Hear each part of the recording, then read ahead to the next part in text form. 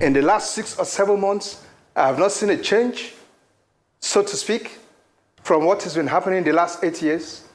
We will hope that the president now is not listening to some ill advice coming in from some elements or people who have sympathy with the last administration to him as to how to fight terrorism.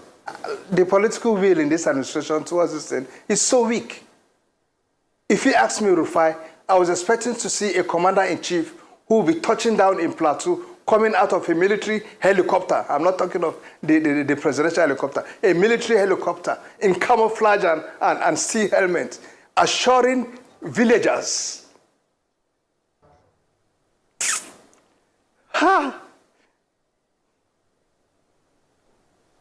Assuring villagers that we shall get this rubbish done with. We shall stop this henceforth. Okay? Go about, touch the ladies, the women, touch the children, visit hospitals, and so on. And after that, turn to your service chiefs and give them 1 or 2 weeks to produce the perpetrators. Tell your national security advisor, your DSS, and the service chiefs to produce the perpetrators in the next 2 weeks or lose their jobs. This is the sort of decisiveness I expect to see from a commander-in-chief, from somebody who calls himself the father of this nation. What is happening? Just what is happening? We're still contending, as it were, with these forces of darkness who have decided to inflict penury on Nigerians. Well, when you say forces of darkness? Of course, you recall. I'm talking about the mess that this country of ours, which you and I live in, have come to grapple with. We are not too surprised about Bola TinuBu. He said in the build-up to his campaigns, the election, that he was going to continue with what President Muhammadu Buhari was doing then. And if after 4 or 5 months in his government, he has realized that, or rather revelations coming from the committee he constituted, has revealed that the worst government to have superintended over this country called Nigeria since independence was Muhammadu Buhari's. And then he had pledged he was going to continue with what Buhari was doing. Then your guess is as good as mine. It's unfortunate, it's sad. We are not too surprised. We knew that it was not going to be, a government of regret. And Nigerians are already seeing it. And coming to tell Nigerians in the new year, these things, they are lies from the pit of hell. Nobody is taking it.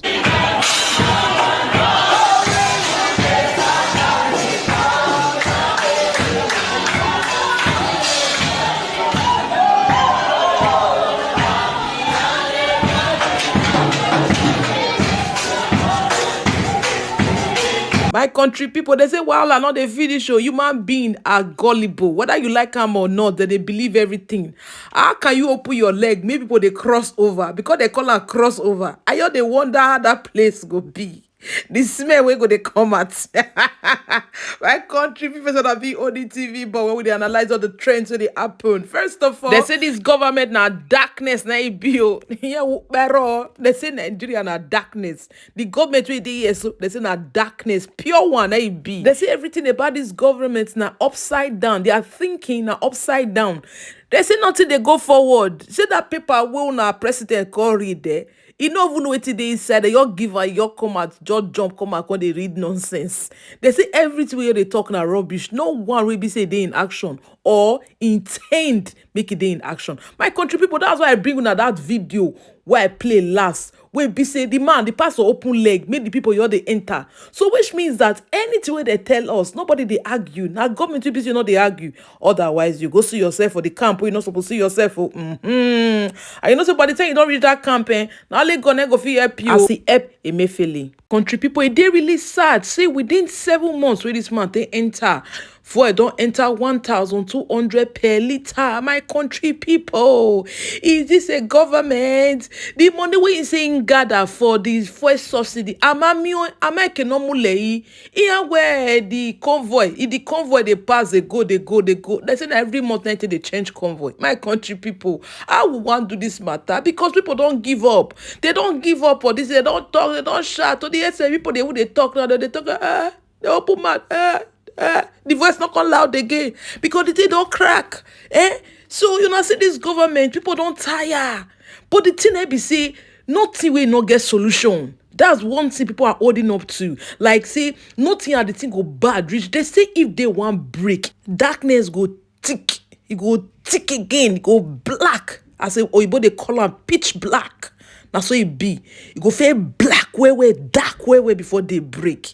My country people will get. Lastly, the saga where they happen now, that is Zolo, the fake results come out where people they bring come from Niger, Togo, all the neighboring countries where they think they secure job for Nigeria, they go abroad. They think say now let us put that they do the thing no we come find out say they get the main baba where nobody fit touch. So the thing we did the matter na be say they talk say they want fish those people come out. Say because many people don't use that certificate, they go Bodo Yibo, they go secure job, they go do masters. They go do PhD. My country people. This one not be ordinary hand though. It they come from somewhere. Now this one I come make una selected president. Go talk say he want fish those people come out, those criminals, those Nigerian people wey be say they go they use fake certificates till they secure university, till they secure job for abroad. They say go fish they come out. It shock you. Now we have a new administration in place. In the last 6 or 7 months, I have not seen a change, so to speak, from what has been happening in the last 8 years.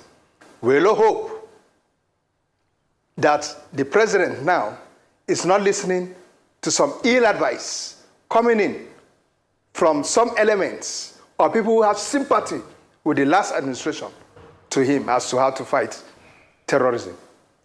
We have an ample opportunity now to change the guard in how we fight terrorism. We should not. I appeal to my colleagues in the military. I understand very much what the rules of international law of war says concerning PWs and so on.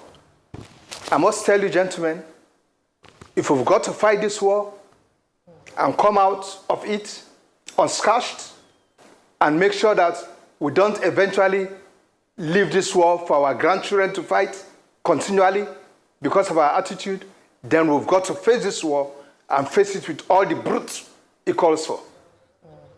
Face it with all the seriousness it calls for. Absolutely. And not to start heaping PWs here and there.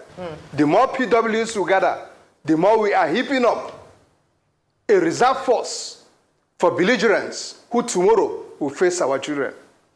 Well, whether we want to accept it or not, that is the bitter truth.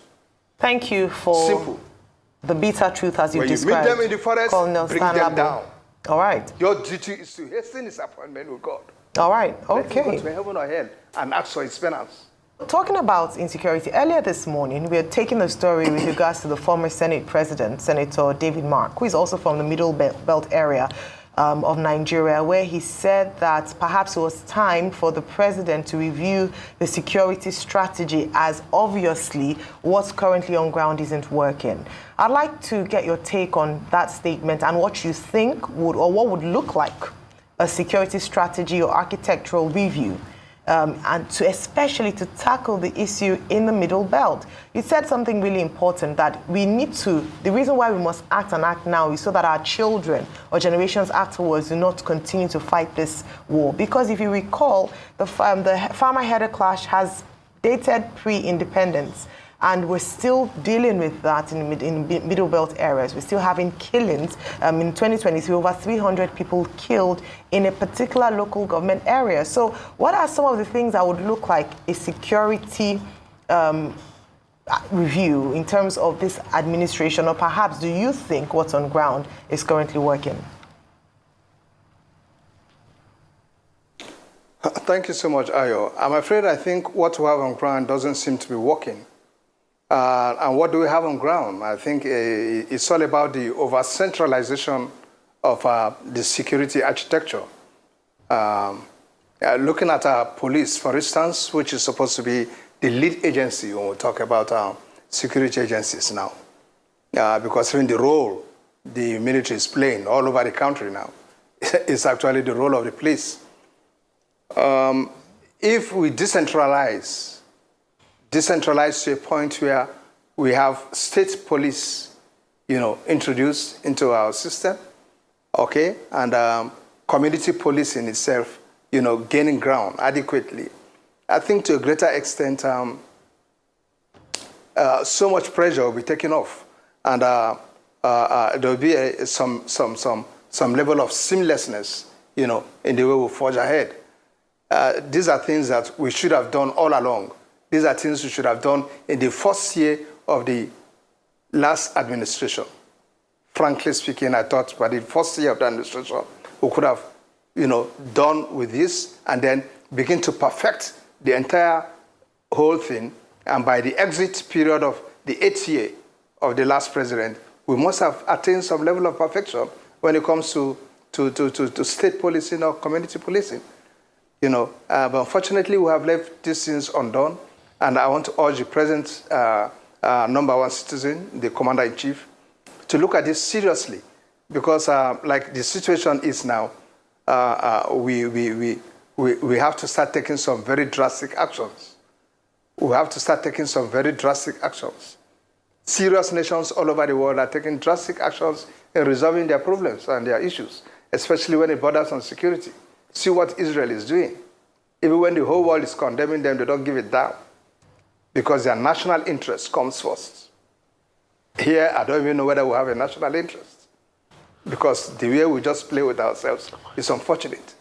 We must sit down, do a serious rejig again, do a serious review of the entire architecture, decentralize our entire defense arrangement in such a way that states will have some level of authority. Not a situation where I learned the 8 governors are about coming together to see what they can do. But there is nothing they can do if eventually the commissioners in those states, commissioners of police in those states, will still have to turn to their IG, who will still have to turn to Mr. President. So you lack the independence, the latitude of action. You lack it. You to just boil down to rhetoric, and at the end of the day, our usual style, it ends there.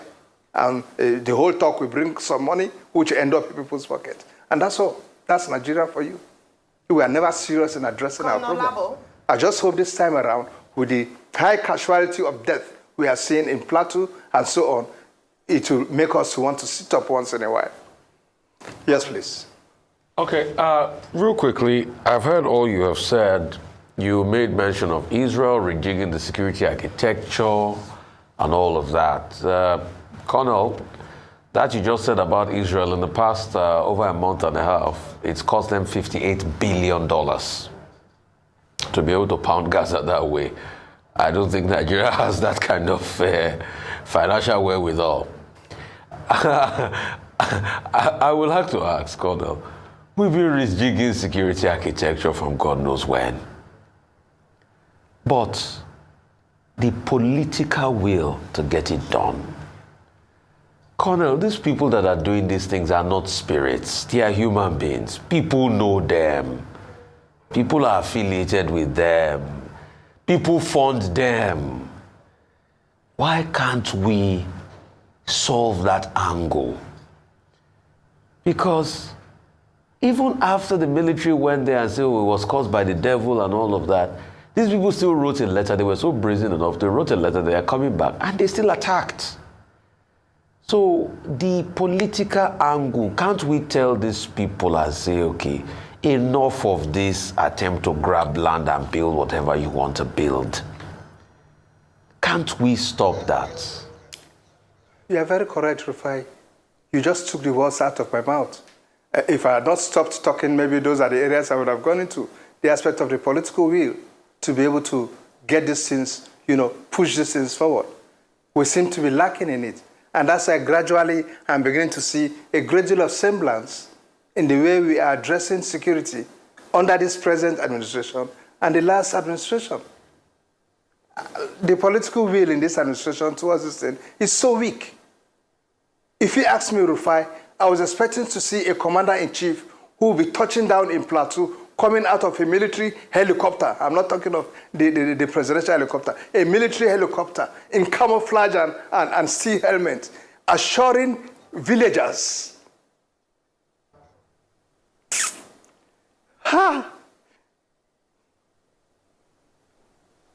Assuring villagers that we shall get this rubbish done with.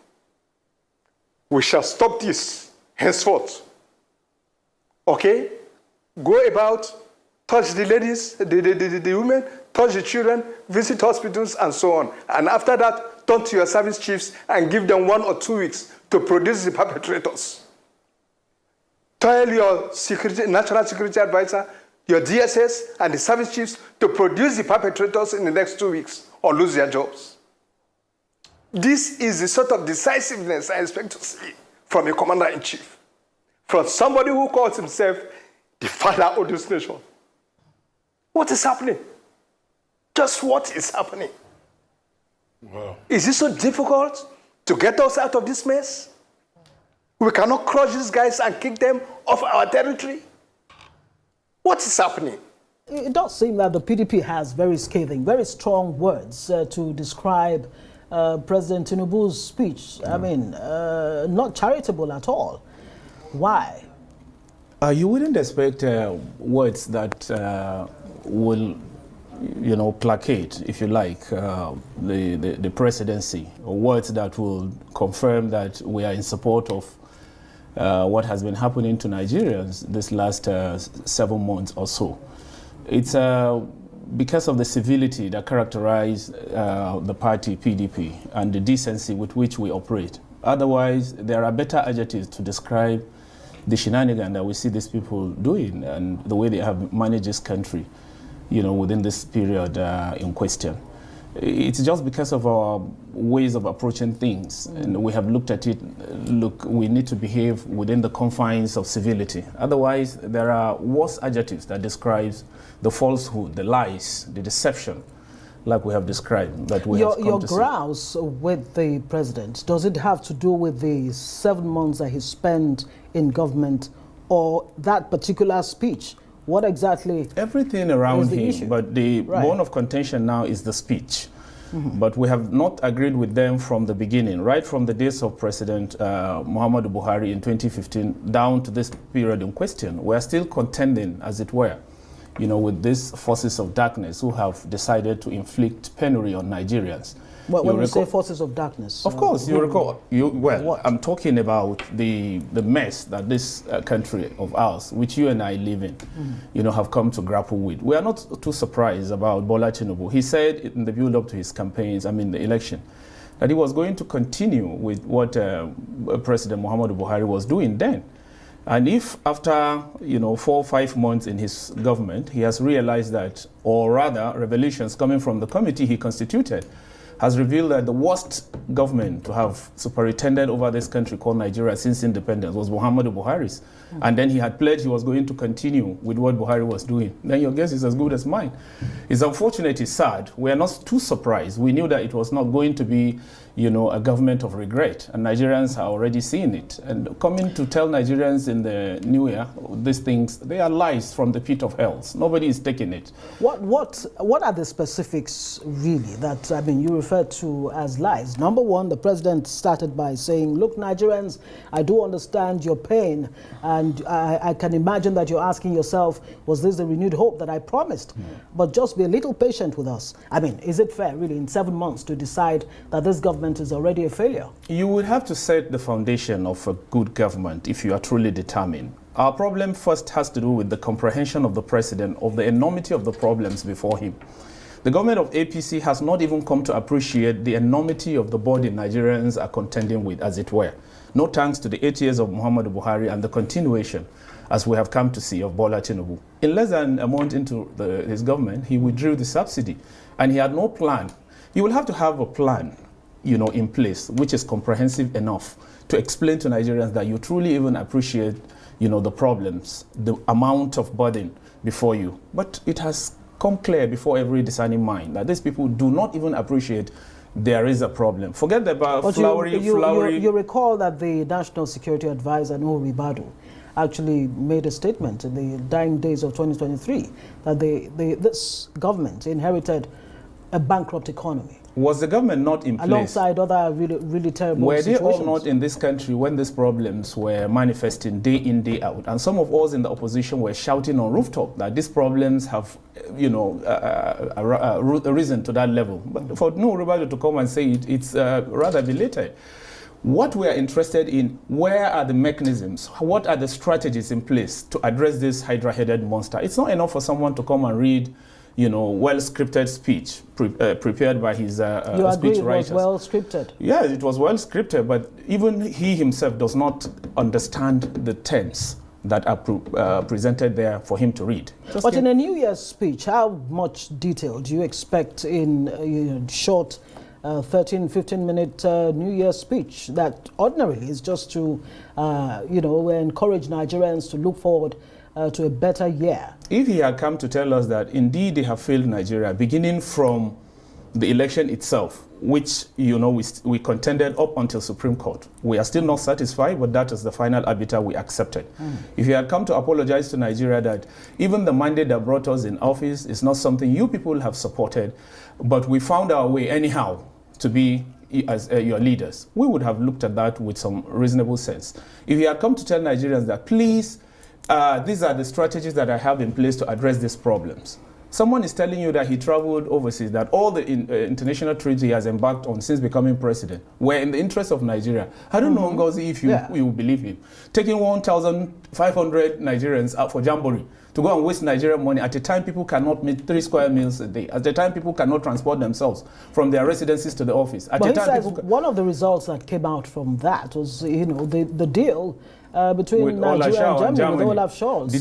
Did you have to take 1,500 Nigerians to go and sign such a deal? In any case, these are just falsehood. Well, I can assure you. That's a question for another day. Yeah. Speaking of which, in his speech, the president actually, reached out to opposition parties saying, look, it's time to put politics behind us. The elections have come and gone. There's a president in place. It's time for you to join hands with me to move Nigeria forward. Are you willing as a PDP to do that? We are not even willing. Nobody is interested in joining a hand with a government that we have not... you see, there's this legitimacy problem hanging on the shoulders of this government. And we have said it. Even after the Supreme Court had ruled? The Supreme Court itself now has suffered legitimacy, as it were. We are being laughed at internationally. Everybody looks at Nigeria. What's wrong with these people? Are they truly serious? You begin to see something that defies even the spirit of law, not common sense. And these people will come and tell you, anyways, these are not good times for all of this conversation. Right. What we're talking about now is whether we are satisfied with the speech, whether there's hope in the speech of Mr. President. I can tell you that it's as dead as it comes. No Nigerian is taking, not even he that read that scripted speech, because he doesn't even understand the terms of those speech. He doesn't understand the meaning of what he was reading. Even when the president says, look, I will remove all the obstacles that inhibit business, doing business in Nigeria. He also talked about, living wage for Nigerian workers. We hear it's to take off from April 1. You might say it's April Fool's Day. But are you saying there's no hope at all in the speech of President TinuBu? I will return here and confirm this to you, Ngozi. There's no hope, there's no light at the end of the tunnel. These people are bereft of idea. They are very, very poor in even comprehending what is before them as responsibility.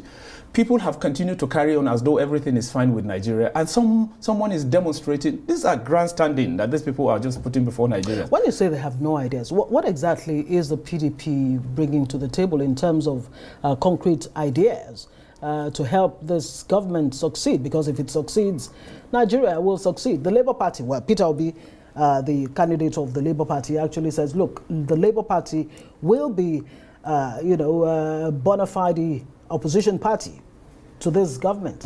Where does the PDP... That's exactly what I'm doing and what we have been doing, criticizing the government. But do you criticize for the sake of criticizing, or do you come up with concrete ideas as to how to move Nigeria forward? Of course, we do have ideas. We've been postulating them all up. Look, with dwindling economy, rising unemployment, growing poverty and decaying infrastructure. Right. This system cannot but breed social havoc in the nature of increased armed robbery, communal violence, high rate of women prostitution.